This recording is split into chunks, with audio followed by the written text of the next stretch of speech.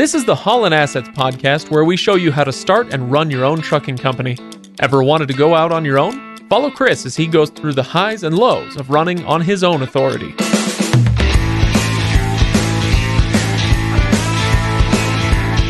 Welcome, everybody, to the Haulin Assets podcast. This is episode number 45. This is another monthly financials episode. Today, we're going over the March financials. And if you know anything about March of 2020, I mean, if you're listening to this far into the future, this is going to be an interesting one because we're still in the midst of all this coronavirus stuff. But we will get to that in just a moment. I am Craig, and Chris joining me remotely. How you doing, Chris? I'm doing well. Still social distancing, staying away from you because you're apparently going to get me sick. Well, that's probably true. It's either way, whether I'm going to get you sick or not, I'm enjoying the peace and quiet around here. So, all right. So, Chris, like I said, today we're going over March financials, which should be an interesting topic to do. So I hope people are ready for that. And of course, they can go check out the numbers that we're going to talk about today at haulinassetsllc.com. So we're going to go, as usual, with these monthly financials episodes. We're going to go through a lot of stuff on the P&L, the balance sheet, and people can go see those. They can actually see the numbers we're talking about. You are extremely transparent with all of the numbers because the whole point here is to help people understand what they are getting into or what they have gotten into as an owner-operator or an operator of a small trucking company. And so I encourage them to go do that. Anything else that we need to cover before we kind of get started? No, kind of as I was just thinking through this episode and getting the outline drawn up for it and kind of make sure I cover the things that I want to talk about, I really started to think, this is really a bittersweet episode because we're going to talk about March financials, and March was actually the best month Haulin Assets has ever had. But it's also a little bit bitter because the U.S. economy and the trucking industry is really just going through something that has never been experienced before by any of us in our lifetime with the coronavirus. We're in the middle of it right now. Everything's kind of shut down. I'm feeling like we're getting over the hump, though. I feel like I'm seeing a little bit of a light at the end of the tunnel. I hope so. We're about middle of April, and some of the restrictions that we have are facing right now might not start getting lifted by May, but I'd be really surprised with some of the headlines that we're seeing in the news right now and some of the things going on that things don't start getting lifted May 1st. I don't think it's all going to happen at once. It's not like we're just going to revert back to how life was before coronavirus, but I think it's slowly going to start crawling itself back. Yeah, I mean, I certainly hope so. It's we can joke all we want, but it's definitely a difficult time for just about everybody. And so best wishes to everybody out there who's either dealing with social distancing and quarantine or who's out on the front lines, healthcare workers, grocery store workers, truckers, people who have to be out and about. We do appreciate all that. Now, Chris, as per usual, I got to ask you if anything cool or interesting or fun is happening out on the road these days. And if it's been the best month ever, then you've got to have some stories from March, right? I do have a good story, but it doesn't have anything to do with money. But it does have a little bit to do with the interesting experience that we have with coronavirus going on right now. Okay. I was I'm pretty sure it was Atlanta a few weeks ago, dropping off a load, kind of right in the middle between dropping one off and picking another one up. I went to Walmart to restock on my supplies. And this is really kind of in the heat of everything when the store shelves had been absolutely decimated. There just was hardly anything left. People were picking them clean, and that wasn't happening. I mean, it was happening all over the country, not just one area. But anyway, so it reminded me of a time back when my wife and I first got married. And I kind of jokingly, when people ask us, how long have you guys been married? 2018, this will be our 18th year of marriage. But usually when somebody asks and it's 18 years, I tell them 17 years because I kind of don't count that first year of marriage because it was kind of a rough year for us.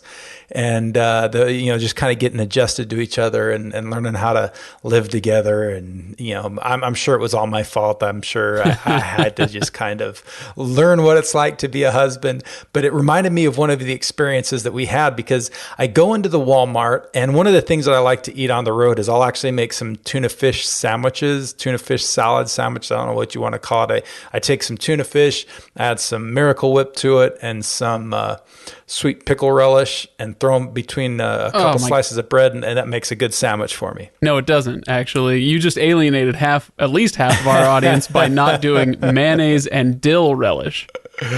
Well, and here comes the story, Craig. I go into the Walmart because I had exhausted my supply of sweet relish.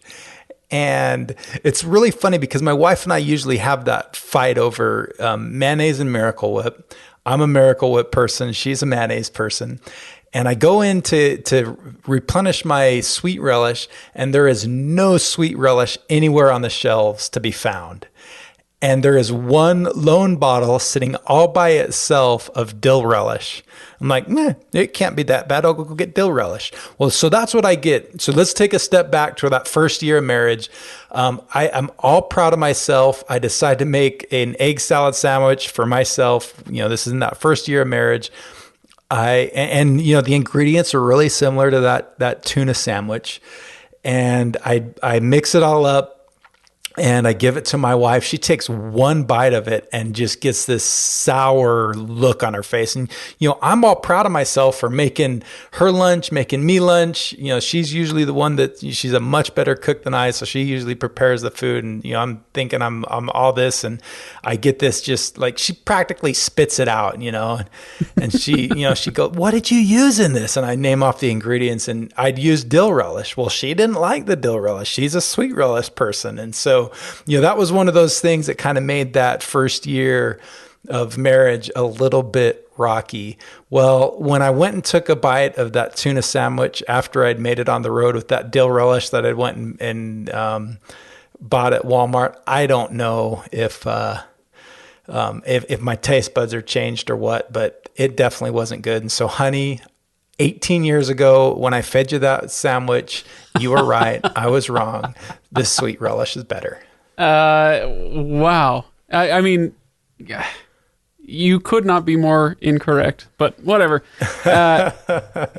Congratulations on your horrible choices. But I was going to say, if there's no sweet relish on the shelves, at least something good is coming out of this pandemic. Well, I guess there's another one of those areas, Craig, where you and I fall on different sides of the aisle. Oh, I think there's a lot of those. We don't have to search that hard, Chris. I'm pretty sure I always pick the wrong thing.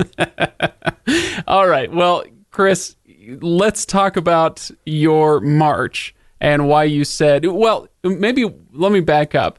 I do want to talk about why you said it was the best March ever, but maybe we want to talk about, you said it was bittersweet. Let's talk about the bitter part first, and what's kind of going on in the trucking industry generally, and then we'll talk about how you have navigated that.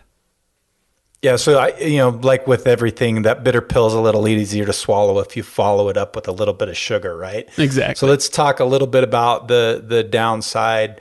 And with that being said, I mean, this is just such a unique situation because one, you've got an economy that's really, running on one of 6 cylinders. It's really not doing a whole lot right now while everybody is hunkered at home and there's really a limited amount of commerce going on. So it's just crazy. And that's just had a huge impact on the entire economy. But it's really starting to have a big impact on the trucking industry as well. There's just not as much freight moving, not as much stuff going on. So that's hurting everybody. But the good thing is, and I think a lot of this has to do with the fact that because it's a super unique situation, and this has been brought on by something that is not anyone's fault. It's really like a natural disaster, but at a bigger scale. It's a sickness that everybody's dealing with. And so one, the government's, taking unprecedented steps to help out. And businesses are doing the same thing. You take insurance companies, you take banks, and a lot of other institutions like that are doing a lot of things to try to help, your small business owners specifically through this kind of a situation. So we're going to talk a little bit about some of those things. This is, like I said, no fault of our own. And because of that, a lot of people are helping out to make it so that we can all get through this together, come out well on the other side, and hopefully jump right back into a fairly normal economy. It's going to take a little bit of time to ramp up, but I wouldn't be surprised, once they start releasing the restrictions within a month or two, the economy is probably going to be back up to 5 cylinders, and probably that 6 cylinder is going to start pinging too, and we should be getting back to fairly close to normal, hopefully relatively quickly. Yeah, I certainly hope so. So if you said there's just not as much freight going around, do you get a sense from others who are out on the road, or maybe your dispatcher or anybody else you work with, just how bad the problem is for the average owner operator? Well, I don't want to sugarcoat it. I think for the average owner operator, it's pretty bad, especially if you're relying on the spot market, which is a lot of the freight that brokers put out there. You're having a hard time. There's just not as much. You can't keep your truck moving all the time consistently like you normally would, and the rates just aren't good. And so you've got to make some, hard decisions, and you've got to do some things to try to mitigate some of that. And one of the things I want to kind of revisit that we've talked about in previous episodes that will help us figure out, okay, how do we get through this, is our lesson on fixed costs versus variable costs. Now, sure. Craig, you remember what fixed costs are, right? You're darn right I do.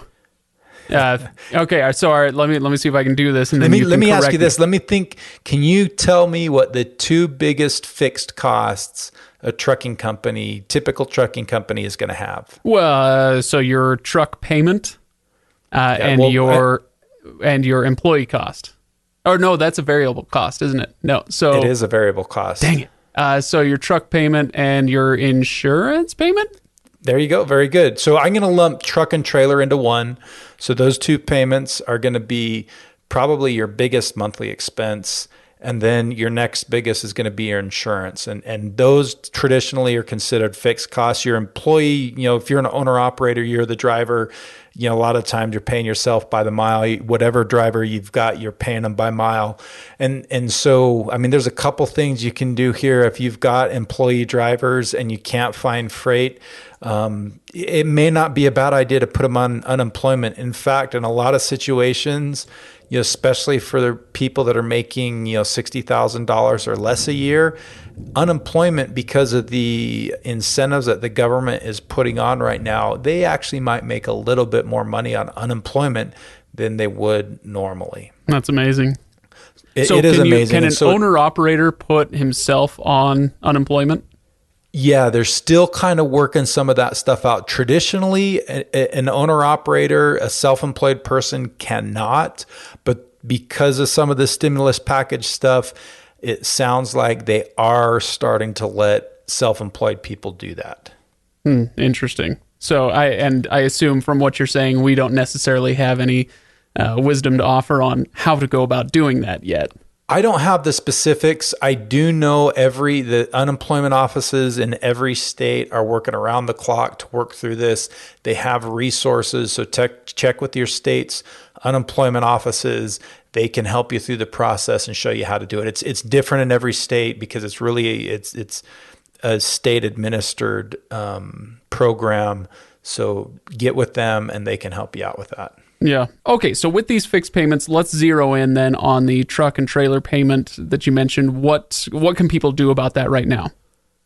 So I actually just called earlier this week PACCAR Financial, who's the company that I've got my truck financed through. And 2 good things, good and bad. I call them. They're super busy. They're slammed with people trying to get help right now, but they are doing everything that they can. And I truly believe this after talking to the person I spoke to over the phone. that they are trying to get through this situation and give assistance to everybody that they can. So here's what they're telling me. And I think I've talked to some other financial institutions about other things that are somewhat related. And it sounds like everybody's trying to do something similar. So this is what PACCAR's told me is, one, they're slammed. They can't give me an answer today, but they took all my information. They took my account number and they said it's going to take 2 to 3 weeks to work through this process and for them to be able to tell me what's going to happen. So they said if I hadn't received an email from them by the 1st of May to call back and follow up, but they said they anticipate that it's just kind of a rubber stamp thing. They're going to give this to everybody who asks, a 3-month deferment on your truck payment. Wow. So basically what that means is you don't have to make your payment for 3 months. It doesn't mean you still don't owe the money. They're basically just putting it off. You don't have to make it for 3 months. And they're basically just going to kind of tack that 3 months on the end. It's not like they're making the payment for you or forgiving those payments.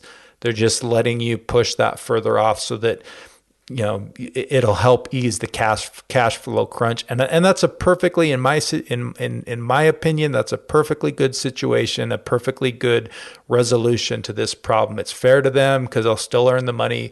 It's fair to us because we don't have to put the money out today. We can get through this and then get the truck turning again, and then start making payments once things have settled down a little bit. Yeah, okay. So that's the truck and trailer payment, and then you also mentioned insurance, or I should say I mentioned insurance because I got the answer right eventually. Tell me about insurance and if there's anything that people can do about that right now. Every insurance carrier is going to be a little bit different, but my point is that you need to talk to your insurance person, and there's some things that they can do. If you're just going to say, hey, you know what? I'm going to collect the unemployment, I'm going to defer my truck payments, and I'm just going to sit for 3 months. They should let you, in most situations, either completely reduce your coverages down to where the insurance costs are bare bones, or they may even let you put it on hold for those 3 months and then get things back up and going again once again, things settle down a little bit. So your insurance carriers, for the most part, it sounds like, are going to give you a similar type situation. It's not going to be exactly the same as with your truck payments because it's not quite as cut and dry, black and white with insurance as it is with truck payments, because they still have risks. There's still things that kind of go into that, but they will give you do a bunch of things that kind of help you through this situation. So you need to contact them, do the same thing, get those 2 fixed costs, your truck and trailer payments, your insurance payments taken care of. And that's going to put you in a much better situation than you probably are right now. Right. They may be different, like you said, but the common theme here is just ask, find out, right? You're not going to know. As you said, every company is going to be a little bit different. It's not like there's a state mandated or federally mandated program for either of these things. And so you're going to have to go ask, find out what that company can do for you, right? Yeah. Again, it just boils down to, like you said, we're all in this together. The situation is no fault of your own. It's not like you've been making bad business decisions or doing stupid things that have got you into this mess. Typically when you get yourself into your own mess, people aren't nearly as willing to help you out. But this is something that has fallen on all of us. And so everybody's doing everything that they can to kind of help us get through this. The last thing the insurance companies, the last thing your banks want is for you to go out of business. Because if you go out of business, then, not only are they losing 2 or 3 months worth of revenue from you, but they're losing 6 months, a year, 2 years, a lot more revenue further on down the road. And they don't want to see that happen. And so they're going to do everything that they can to help you get through this with, as long as it's within reason, so that you come out okay on the other side and can get right back at it, and we'll all start making money again. Here's hoping, right? Okay. So Chris, let's talk about variable costs then. Is there anything to go over with variable costs, or is that going to kind of take care of itself if you're just not really out on the road? The variable costs, for the most part, will just take care of themselves because you're not going to be putting fuel in your truck. We talked a little bit about the driver stuff. You're either not going to pay them, or if you're an owner operator and you're paying yourself, you can put yourself on unemployment. There's some things that you've got there to kind of help you through that. Everything else, for the most part, you're not going to be paying maintenance expenses on the truck, repairs, any of that kind of stuff. So for the most part, the variable costs should just take care of themselves. Yeah. Okay. Well, that is, again, the bitter part of the bittersweet episode, and hopefully not everybody is in, a really dire situation. Hopefully a lot of people are still able to get out on the road and make a little bit of money. And let's talk, Chris, about what you have been able to do in the month of March, and maybe even take a little sneak peek at how your April has been, since I think April's even been worse than March so far. But yeah, let's start talking about what your situation has been. So yeah, March was actually a really, really good month. So let's kind of go over the numbers that we've traditionally talked about every time we cover one of these monthly financial podcast episodes. You can see all this stuff, as Craig mentioned at the beginning, on haulinassetsllc.com. This is episode 45. And you can follow along with this if you're able to listen and look at the same time. But basically, the total number of miles ran in March was 12,086, which is a pretty good number of miles. And we only had 602 deadhead miles, which is right around that 5% mark, which is kind of ideally what we're going for. Obviously you'd want to get zero, but that's pretty unrealistic. 5% of deadhead miles is pretty darn good. Yeah, not bad at all. So what did your total revenue end up being? The total revenue in freight hauled, so fees that I collected just for hauling freight, was $22,083. Total revenue was $22,408. That included a little bit in lumper fees that I'd had to pay. But if you look at it just in the freight hauled sense, it's the most Haulin Assets has ever earned in a single month. So that's always a really good thing. Very nice. All right, so that gives you, let's do a little math here, Chris. You got just over 12,000 miles and 22,400 in your revenue, 408, I suppose, if we're being specific. So your rate per mile comes out to 185. Now, I remember through, was it December, January, maybe even February, that your rate was actually better than that. And so your rate has gone down a little bit, right? It was, yeah. The rate per mile was a little bit over $2 a mile those months, but we were able to run just so many miles, and the $1.85 still isn't too bad, especially because that includes all the deadhead miles too. It actually was not too bad. It overall it made for a pretty good month because we were able to get that rate on quite a few miles. It helped us out quite a bit. Well, and you were out on the road longer this month than you had previously. I mean, you had truck issues at the end of last year. Yeah, you had training with the National Guard, both at the end of last year and now at the beginning of this year as well. And so finally in March, you didn't have any of those issues, and you got to actually get out on the road for a full, 21, 22 days? Yeah, March was a solid month all around because of that. Yeah, I was able to just run, didn't have really any truck issues, anything significant there, or trailer issues or anything like that. 14 full days on the road, and then 8 partial days on the road. So for a total of 22 days on the road, which is right about where I want to be for the month. That 2022 range is usually pretty good. So I want to get to the question of how you are able to do this when so many people are kind of struggling right now. But first, I just want to tell people I do want to address that question. But before we get to that one, I just want to ask you if there's anything else on the P&L that we want to go through as far as highlights on that. Yeah, a couple things I just want to point out is you'll see this when you're looking at the P&L, the net income. It was the best net income, the bottom line that we've ever had. So that net income, that's the only number that really, really matters, because that's essentially, your profit for the month. That's how much money you're taking home. If you're an owner operator, you're taking your driver pay home plus the net income. And so the net income was $8,224.22. So just a great month for that number that is really the one that matters the most. So it was a good month. There's a couple factors, a couple things that I want to point out with that. But before I get to that, I want to kind of emphasize with everybody a little bit of a business lesson here.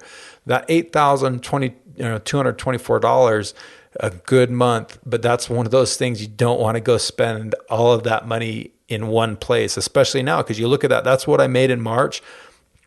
Well, because of what we're going through with the coronavirus right now, April's going to be tough. I'm pretty confident in saying that I'm going to lose money in April because I just haven't been able to keep the truck moving like I normally would. I had a couple good loads early on in April, but since then, the last week's been tough. Yeah, no kidding. It's kind of like, you remember hearing that Bible story? For you, those of you that aren't religious, this is a good lesson to be learned. It comes out of the Bible. You remember the story about Joseph in Egypt? Oh, sure. Yeah. I mean, when you said feast and famine, that's about the first place my brain went, honestly. Yeah. If you ever hear the story of Joseph, they did a musical about it, Joseph and the Technicolor Dreamcoat. It's Joseph in Egypt. He goes in and he has a vision per se, or he actually, no, the Pharaoh has a vision and Joseph interprets it where he sees, 7 fat cows and 7 lean cows, basically, and shows that, Joseph says you're going to have 7 good years. And during those 7 good years, you need to store all your grain because then it's going to be followed by 7 years of famine. So this is a principle that's happened for, centuries, for millennial, however you want to put it. It's one of those things that when times are good, March was a really good month, you need to set aside some of those profits to help get you through the lean times. Because no matter what kind of business you run, you're always going to have those cycles. You're going to have the good times, you're going to have the lean times. And the good business owners that follow this sound principle of, you don't have to store away all of your profits. You can enjoy that feast to a certain extent. Just don't be gluttonous. Just don't go overboard on the riches that you've earned. Put some of that away, save it for a rainy day, because those rainy days are going to come and you need to be ready for it. And that's really one of the things that makes a big difference between a good, sound business owner and somebody that just kind of flies by the seat of their pants. This has been Business Bible Hour with Chris. Thank you very much for joining us. All right. So, Chris, we have at HaulinAssetsLLC.com. That's HaulinAssetsLLC.com. Like I said, we've got the P&L that people can actually look at themselves and follow along. There's also a balance sheet. Anything from the balance sheet that you want to touch on? No, there wasn't really anything big in the balance sheet. It's kind of a lot of the same stuff that we've been reporting on. There's nothing really significant to go over this month on the balance sheet. Okay, good. So then I can finally get to my question, which was, how did you do it in March? Was there any trick to it, or is it just the application of the principles you've been talking about for a year now on this podcast and getting out there on the road? Or, was there any strategy to this? A lot of it's just the application of the principles. There wasn't a whole lot of strategy to it. In reality, it was just going out, working hard. As I've gained more experience and my authority's gotten older, I've been able to get some jobs from places I wouldn't have been able to get them before. I've run hard. I had a few good things happen in the month of March. One, part of the reason that net income was so high is I didn't have to make an insurance payment in March. Insurance payments are kind of funny. A lot of the times in most insurance policies, they require you to put a pretty big down payment down, and then they only collect payments for 9 months instead of another 11 months. So you typically have a couple months where you don't have to make an insurance payment. But even with that being said, my net income would have been, $6,500, $7,000 for the month, even without that. And if I would have had to make an insurance payment, so that's still a really super solid month. And then, repairs and maintenance were pretty reasonable in March, which always helps the bottom line a little bit. And then another thing that happened, we talked a little bit about this, I think, in last week's episode. Fuel has just gotten really cheap, and that's helped out too. So that's one of those things. You're gonna, in the cycle of business, you're gonna have those really good months, those bad months, the normal months, and you just kind of have to be a smart business person and even those out a little bit and save a little bit of money so that you can prosper for a long time. One saying that I really like that I've heard time and time again is really applicable here is pigs get fat and hogs get slaughtered. So when you've got that big chunk of cash that comes in, if you're a pig, enjoy some of it, save some of it, you're good. If you're a hog and just eat it all up, you're asking for trouble. I don't remember hearing that one in Bible study, but maybe that's just me. Well, I've gone to more schooling than just Bible study. Bible study is important, but you got to expand your horizons a little bit and learn some principles elsewhere as well. Well, Chris, thanks for walking us through it. So essentially, if anybody is kind of joining us lately and has gotten into the Haulin Assets podcast after, say, episode 35 or so, a lot of what we're talking about when we say application of the principles that that we've discussed on this show, that comes in a lot of those earlier episodes. So if you haven't listened to those, or if it's been a while and you want a refresher, I would really encourage everybody to go back and listen to those. Make sure you're subscribed on whatever podcast or podcast app that you use, so that you can go back and listen or re-listen to those episodes where we do talk about those fixed cost and variable costs and insurance and how to keep your fuel costs down and all that sort of stuff. So absolutely go back and listen to that so that when things like this come up, you have a tool belt that's full of stuff ready to go as you need it in a difficult time like this.